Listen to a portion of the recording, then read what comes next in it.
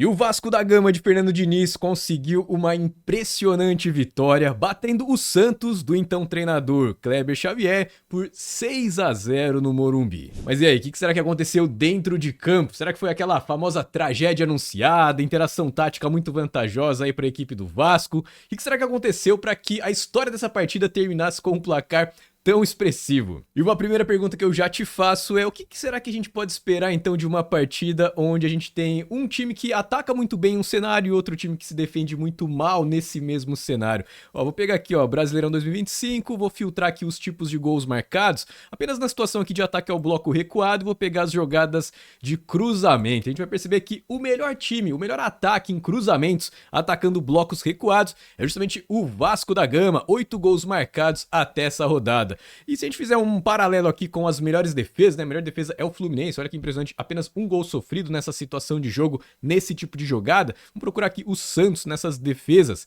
e a gente vai perceber que o Santos é simplesmente o pior time de defesas de contra-ataques ali em bloco baixo. O time tá na 20ª colocação com 7 gols sofridos. E não por acaso, então, no seu primeiro ataque de cruzamento, o Vasco conseguiu fazer o seu primeiro gol. O Santos até começou com um certo volume de jogo ali nos primeiros 15 minutos, mas logo aqui no minuto 17 do primeiro tempo, o Vasco vai abrir o placar. Primeiro ponto, o Santos tá postado então em bloco recuado, bloco baixo, no seu 4-4-2, né? Em alguns momentos aqui, Tiquinho Soares recuava um pouco para proteger esse primeiro combate, o Neymar um pouco menos. Agora, o ponto importante aqui é o seguinte, né, só pra gente entender um pouco melhor o modelo de jogo do defensivo, né, em especial do Kleber Xavier. Olha que como o Barreal, ele tá fazendo a marcação aqui do Piton no começo dessa jogada. Então a bola vai chegar lá no David, agora dá uma olhada como o Barreal ele vai afundar pra linha defensiva, fazendo a perseguição aqui do Piton. Esse ponto é muito importante porque muitas vezes alguns modelos de jogo fazem com que o ponta entregue o lateral adversário para a linha defensiva, então não faz essa perseguição, mas claramente a gente notou isso também em outros lances, era papel então dos pontas, em especial do Barreal pela direita,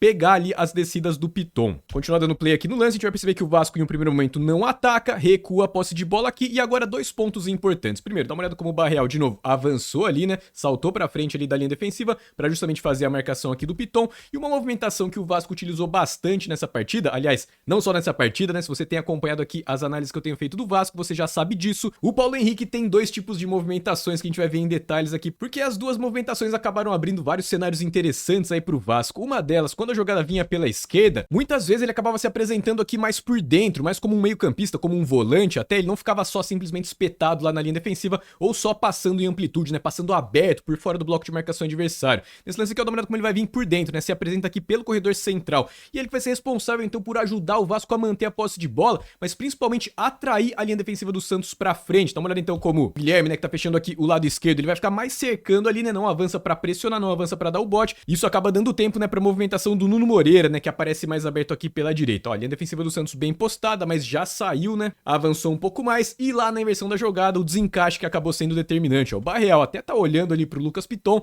mas perceba como ele vai dar uma cochilada na marcação, né, e o Piton vai sair livre nas costas dele. O Nuno Moreira vê bem a movimentação do Piton, faz um tapa ali na segunda trave, e o Piton não perdoa. 1-0 Vasco aos 17. Boa jogada aí do Vasco. A gente vai perceber que esse desencaixe de marcação dos jogadores do Vasco que atacam vindos de trás, desencaixando do primeiro combate do Santos e até mesmo da linha do meio, foi uma grande vantagem. E destaque aí para esse primeiro combate um pouco mais frouxo aí do Santos, vai se repetir aqui em várias outras jogadas. Porque muitas vezes a corda acaba estourando nos meio-campistas, mas a tragédia anunciada nasce aqui na origem da jogada, né? Uma coisa que o Santos acabou não conseguindo entender ao longo do jogo todo foram as movimentações um pouco mais dinâmicas aí dos jogadores do Vasco. Primeiro ponto importante, tinha uma alternância então nessa saída de bola. Em alguns momentos o Tietê recuava aqui, em outros momentos o Jair recuava aqui, baixava ali para a linha defensiva, fazer sempre essa saída de bola de 3 jogadores. Então, à medida que o Santos encaixava a marcação, essas giradas aí então do Jair e do Tietê, junto ali com o Hugo Moura, né? Muitas vezes o Hugo Moura saía bastante aqui pela direita, inclusive tem alguns lances aqui pra gente ver isso, mas toda vez que a marcação encaixava e o Vasco girava, alguém aparecia livre. Geralmente quem aparecia livre era o Coutinho, que ficava ali, né, só esperando os espaços aparecerem para se apresentar livre, receber a posse de bola e fazer o Vasco progredir dentro de campo,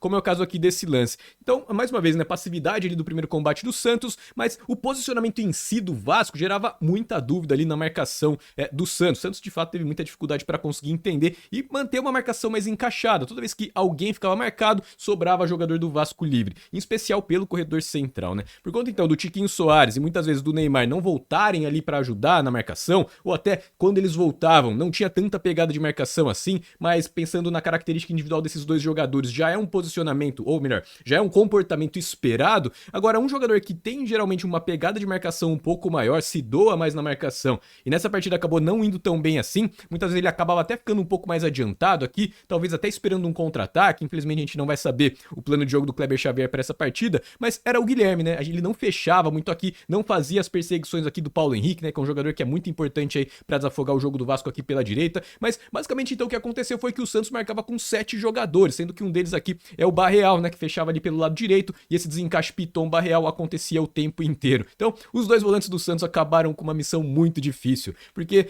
nesse lance aqui é o Jair, né? Muitas vezes o Tietê também encostava por aqui. A gente sabe que o Vasco tem sempre aquela mobilidade com 5 jogadores, sempre se apresentando ali pro jogo. Inclusive nesse jogo, né? Como o Verratti não jogou, o Vasco tinha até 6 jogadores, né? Se aproximando, se movimentando bastante ali. E o Zé Rafael e o Bom Tempo tiveram uma missão muito difícil. E se esses desencaixes de marcação aconteciam em bloco médio e bloco baixo, como a gente viu no lance do primeiro gol, em bloco alto então nem se fala, né? Dá uma olhada aqui como nesse lance. Até a princípio o Hugo Moura tava mais aqui pela direita, mais dentro da área, então o Neymar tava fazendo a marcação dele. Mas o fato do Tietê recuar aqui já vai acabar atraindo a marcação aqui do Neymar, ou melhor, pelo menos a atenção, o que vai limpar o corredor aqui pro Hugo Moura sair pela direita. Mas o Vasco a princípio sai lá pela esquerda, o Jair carregando aqui, conduzindo, né? Tiquinho Soares estava mais cuidando aqui do Freitas, então o Jair vai conduzindo ali pelo meio, ele vai achar um passe ali pela esquerda com o Piton, a marcação tá desencaixada. Quando a marcação encaixa, o Vasco encontra facilmente a bola de retorno, o Tietê aqui mais por dentro. Agora, dá uma olhada, até voltar aqui um segundinho, só pra você perceber a tomada de decisão do Guilherme nesse momento, ó. Ele até fechava ali, né, pra fazer uma marcação mais pelo corredor central, quando o Santos estava em bloco alto e a jogada saía pela esquerda,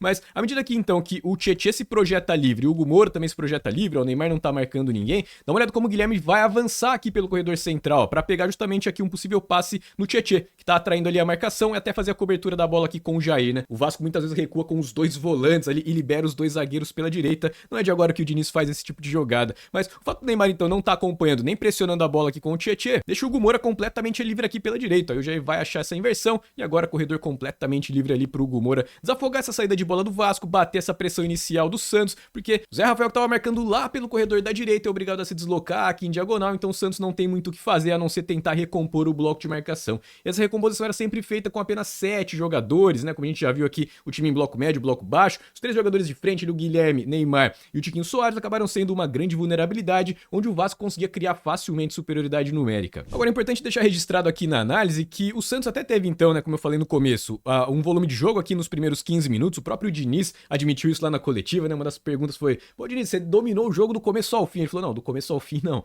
Começo do primeiro tempo o Santos foi melhor e começo do segundo tempo o Santos também foi melhor. Bem consciente o Diniz lá na coletiva dele. O Vasco então foi muito letal ali naquele primeiro ataque, né? Naquele cruzamento, desencaixe ali de marcação, né? O Piton fazendo a finalização livre, mas o primeiro tempo terminou 1-0 e até o jogo tava 1-0 no começo do segundo tempo. Dá uma olhada, o Santos perdeu 2 chances claras de gol, né? Que são essas bolinhas brancas aqui maiores com esse sinal de alerta, né? Chance clara de gol aqui do Santos, então nesse momento da partida, bem no comecinho ali do segundo tempo. E logo na sequência, né? Quem não faz toma, o Vasco conseguiu achar o seu segundo gol e novamente em um cruzamento. Agora tem tudo a ver de novo com esses pontos que a gente já cansou de ver aqui na análise. Primeiro, passividade do primeiro combate aí do Santos, ó. Muita liberdade na origem da jogada, os 3 jogadores de frente mais trotando ali, né? Mais cercando espaço, mas definitivamente sem postura nenhuma de marcação. E a grande questão é essa, né? Bola descoberta para jogadores que sabem jogar bola. É o Jair que tá conduzindo ali, um jogador que é extremamente técnico, consegue encontrar muito bem as linhas de passe e se tiver espaço, vai jogar a bola. Então ele vai conduzindo porque ele quer atrair ali a linha do meio do Santos. Então, sem muito esforço, além de neutralizar a pressão inicial do Santos,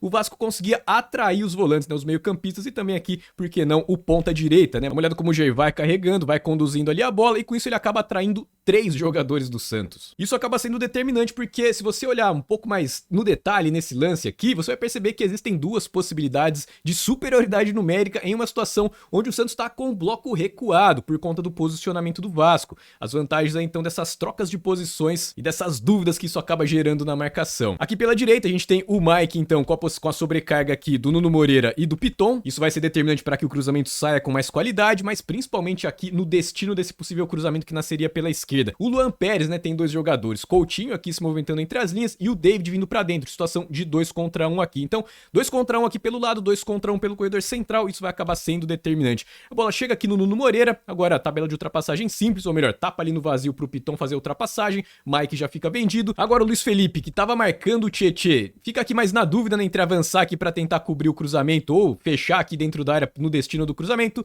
Ele acaba não fazendo uma coisa nem outra, né, fica ali meio que no meio do caminho. E agora aqui, ó, o Coutinho atacando espaço, acaba trazendo então a marcação do Luan Pérez, mas de novo, né, o Luan Pérez estava com 2 jogadores, né, com isso quem vai estar completamente livre lá na marca do pênalti? David, que dá essa chicotada e marca esse golaço. Só amarrando aqui a cronologia dos fatos, então, enquanto tava 1 a 0, o Santos perde 2 oportunidades aqui de empatar, toma o segundo gol e aí o time entrou em colapso, simplesmente desabou mentalmente e todas aquelas brechas, aqueles desencaixes acabaram se transformando em uma verdadeira catástrofe aí pra defesa do Santos, pra equipe do Santos, pra toda a história do Santos. Aqui uma tentativa de ataque pela direita do Vasco, o time vai acabar perdendo a posse de bola, mas o Luan Pérez acaba prendendo demais, o Nuno Moreira toma dele ali e agora o Vasco sai em situação de 3 contra 2. O David não consegue fazer a finalização, mas ela sobra com o Nuno Moreira, que deixa com o Coutinho, que marca 3 a 0 o Vasco aos 8 do segundo tempo. O quarto gol nem tem muito o que analisar, porque tá na mão do jogador do Santos, a arbitragem marca pênalti, que Ryan bate de canhota indefensável aí pro Brasão, 4 a 0 Vasco. Agora, o quinto gol não, o quinto gol também era uma coisa que a gente já tinha visto aqui no começo da análise, que era justamente a vantagem que os jogadores que iniciavam por fora do bloco e atacavam o espaço, conseguiam se desmarcar facilmente da linha do meio ali do Santos. Esse lance aqui é uma jogada que não tem sobrecarga, inclusive, atenção a isso, né? Por isso que eu falei que mentalmente o Santos desabou. Coutinho tá sendo marcado aqui pelo Bom Tempo, né, no início da jogada, né? Mas ó, por enquanto ainda não tem nenhum desencaixe, né? Ó, o Bom Tempo sai pra cobrir ali o Coutinho e agora a tabela de ultrapassagem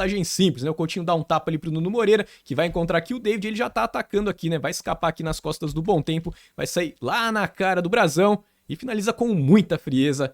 5 a 0 Vasco. Se movimentou bem demais o Coutinho, né? Mas não só o Coutinho, como a gente viu, né? Tietê, Jair, Nuno Moreira, todo mundo que se movimentava ali pelo corredor central e encontrava vantagem. O Piton vai dar um tapa ali no Coutinho, sempre recuando aqui pra desafogar essa saída de bola. Isso funcionou muito bem, porque ele já vai levantar a cabeça e já vai procurar um espaço. E essa é uma jogada que o Vasco tentou bastante também, né? Colocar o David pra atacar em profundidade, saindo lá do corredor central, atacando aqui pelo lado do lateral que avança pra cobrir a bola. Inclusive, esse é um outro ponto da coletiva do Diniz, onde ele mostrou muita consciência, né? Vantagem ali, a desvantagem do Santos em tentar encaixar a marcação pelo corredor central, mas principalmente em conectar essas bolas de profundidade, né? Foram as duas grandes vantagens táticas do Vasco nessa partida aí contra o Santos, fora as vantagens técnicas ali e mentais. Por isso que o sexto gol, que nasce aos 22 do segundo tempo, não é uma jogada esporádica, não é uma jogada isolada. Aqui, ó, o Coutinho se movimentando, acaba atraindo a marcação do Zé Rafael. Qual que é o problema, né? Quando você encaixa a marcação, você tá sobrecarregado, alguém vai recuar livre. Aqui, ó, o Nuno Moreira se apresentando livre pro jogo. Então, de fato, essa foi uma grande vantagem. Mas perceba novamente qual é o tipo de saída que o Vasco vai tentar.